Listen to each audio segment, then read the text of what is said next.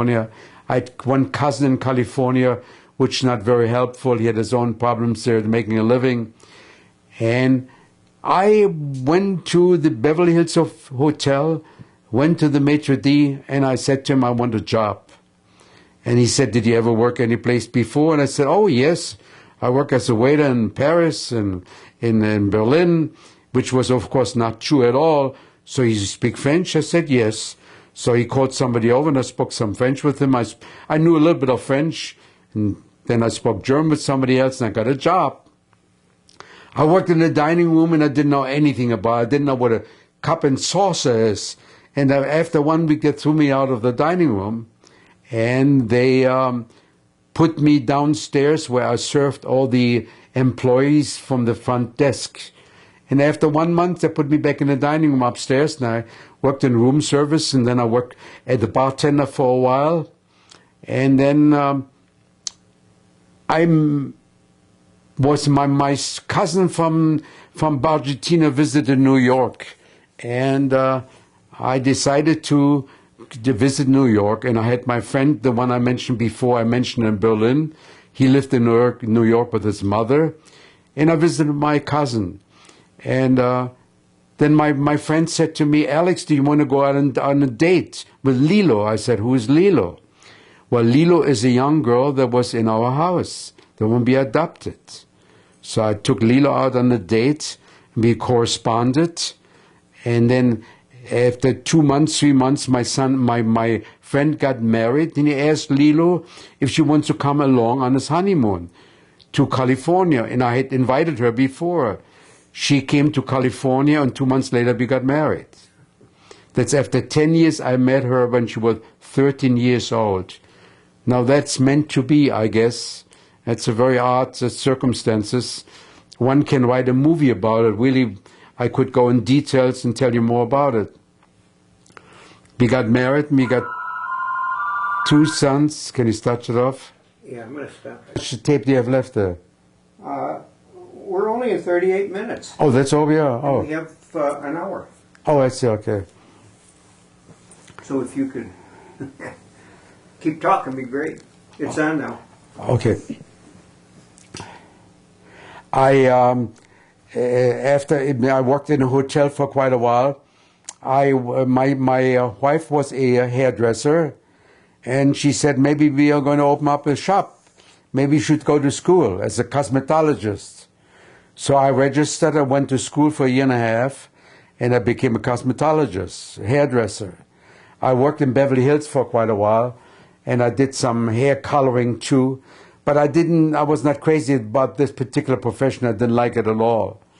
And I thought to myself, I'm going to do something else. So I went back to school and went in real estate. I got my license for a while, and it was very difficult, and I gave that up too. And then a friend of mine said to me he has a hamburger place, and that would be a good way to make a living. And I said to myself, that's a good idea. And I met a person who had a hamburger place. He became very great later on. His name was Glenn Bell. He had the whole chain of Taco Bells after a while. And I negotiated with him. I worked for him. He said to me, okay, I'll give you a job as a manager in a place. And I used my experience from working in a hotel, working in a taco place where we made tacos and tostadas, Mexican food, takeout food. And after a couple of months working there, he wanted to sell the place, and I negotiated with him. 2 o'clock in the morning, I finally bought this particular food place, and I had the first food place, which was Los Angeles, which was located across CBS on Beverly Boulevard, which I changed later to Taco Ta, TACO-TAH. And I had my first taco place. Then after a while, I was able to build a taco place from the ground off. I put a new place up and put new equipment in there, and the place was leased, and I was my second taco place. Then after a while, I saw another place which I changed over to taco place, which was on La Brea and Sunset Boulevard. So I had 3 places. As time went by, one day they had a hold up, and I had to put gates in front of my place. There were 2 little windows where you serve the customer, and I said to myself, living in the United States of America and have a gate in front of my food place, no way, I'm not going to do that. And I sold all 3 places, and I went to a different endeavor. I went back to school. I got a license as real estate agent and was able to get a job as in a big company which was called S&S Construction, was called Chappell Industries, which their main headquarters was in Beverly Hills, and I sold brand new homes, and I made a living selling brand new homes. I did retire as a real estate broker, and in the meantime I went back to school, to college, and I took certain subjects in order to get a license as a real estate broker, and I became a real estate broker. Going back in time, when I came to LA, the first thing I did, as I did in New York, I registered and went to high school, which was called Dorsey High School, Dorsey, and I took subjects up like American history, civics. I graduated from there, and from there I went on to City College, and I took subjects like economy. So I pursued my education all the time, and as we got married, I got 2 sons I mentioned before. They both graduated from college, and one is working in a private school in Campbell Hall. He's a tennis instructor. They won already several championships, and he teaches girls and boys. And the other one is wonderful basketball player, but he was never able to get a job as a basketball coach because he was too good. And he's 5'9".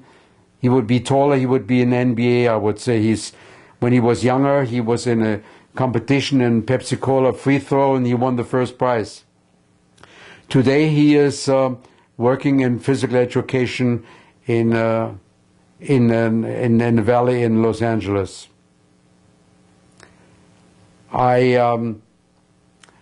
We decided to move to Las Vegas, and I have lived in Los Angeles for almost 28 years. I had a house there, and we had a wonderful time. That was very nice. We survived several earthquakes, at least four earthquakes. The last earthquake in 1996 was pretty bad, I believe, or before that. And we have been living in Las Vegas for the last 14.5 years. In the last 14 years, I've been giving lectures regarding the Holocaust. I've gone to high schools, to middle schools, Army Recruiting Center, universities, and I've trying to educate young people what it's all like, what's all about. And I tell the young people it can happen again in this world. And I must tell you, it does happen again. Because maybe the Western civilization doesn't realize that certain people in this world want to destroy Western civilization, including Christianity. When you consider today that in Iraq they're burning churches, they have to worship their religion underground. So I would say it happens again. One has to realize, if it happens to you, what makes you think it cannot happen to you? And it does happen in this world again. Stop it for a minute. Stop? Yeah. You're on again. Coming back to the subject of people being taken from different countries, like Belgium, France, and Holland. Here we're going to France. In France, over 80,000 Jewish people were picked up by the French police and sent to the concentration camp. Here we got a country that talk about freedom, equality, and French citizenship, and the French police took their own citizen and sent them back to concentration camp. In Holland, we lost over 80,000 Jewish people, and in Belgium the same way. And I must remember now, one should not forget, there was one country, Denmark. Denmark was a Christian nation.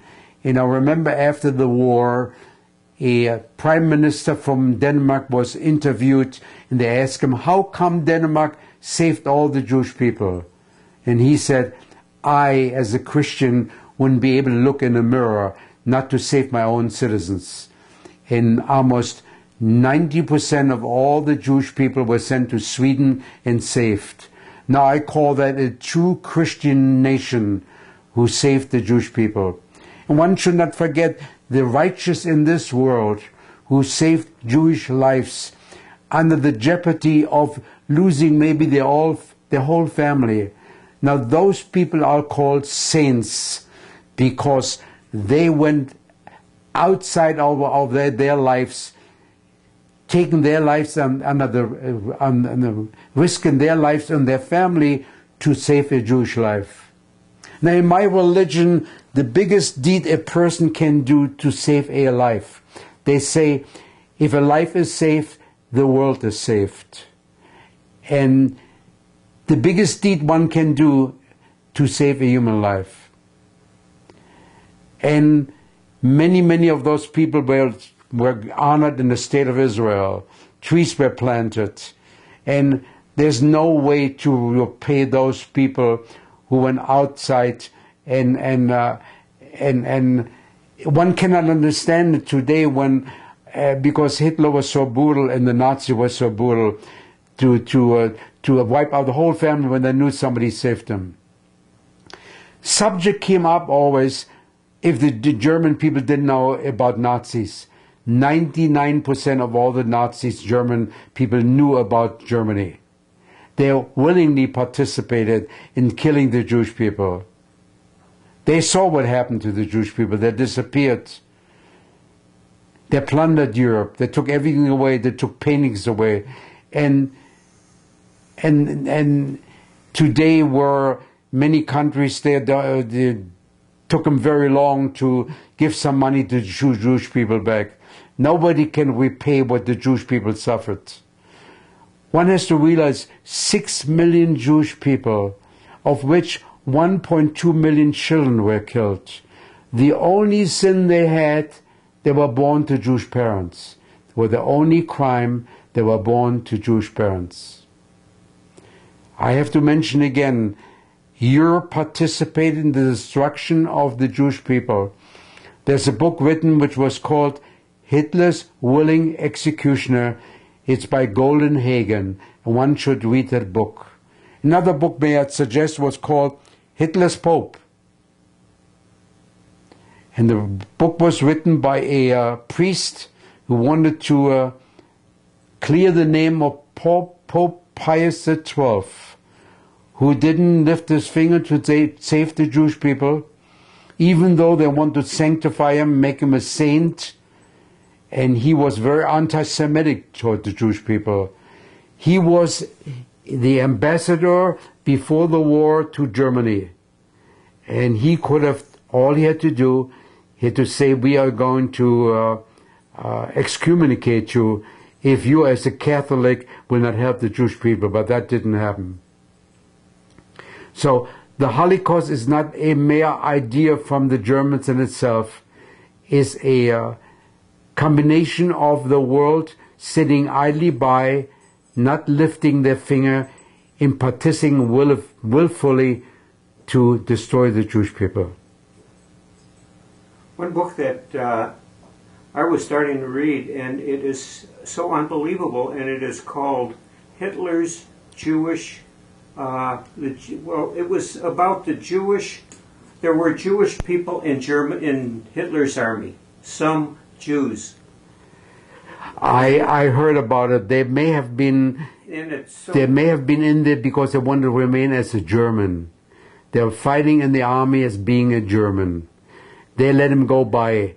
Like Goering said one day, I believe, what I heard after the war, I decide who's a Jewish person or not. There were Jewish people who were denounced Jewish people, were traitors. Of course, we had that too.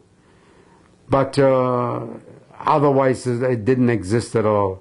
I don't believe that. Yeah, I found that to be so hard to believe. Yes, no. That there could be Jewish people in Hitler's army. Well, in Germany, for instance, Hitler regarded a Jewish person after the third or fourth generation, grandparents. And some people, they escaped by saying, well, we are... When I went to school, in a Jewish school, we had some students in there, their grandparents were Jewish. They had no idea they were Jewish at all. They had to be in a Jewish school. They had no idea who they were.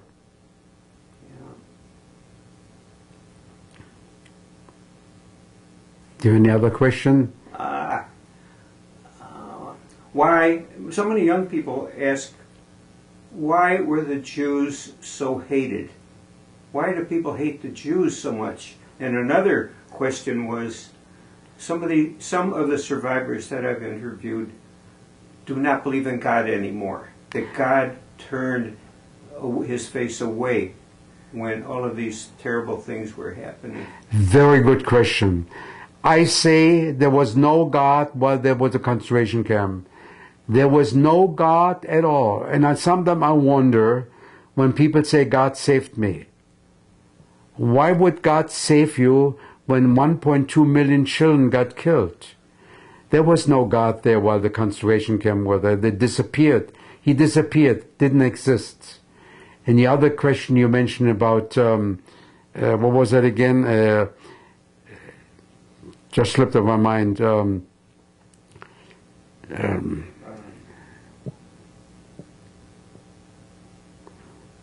Just Slipped my mind. Yeah, it was a good question about... can you turn it off a minute? Yeah, we'll stop it. Yeah, the questions comes up, how can people believe after what happened to believe in God? I believe the same way. I wonder why people after the war still believe in God. And some of the religious people say, well, people were not religious enough.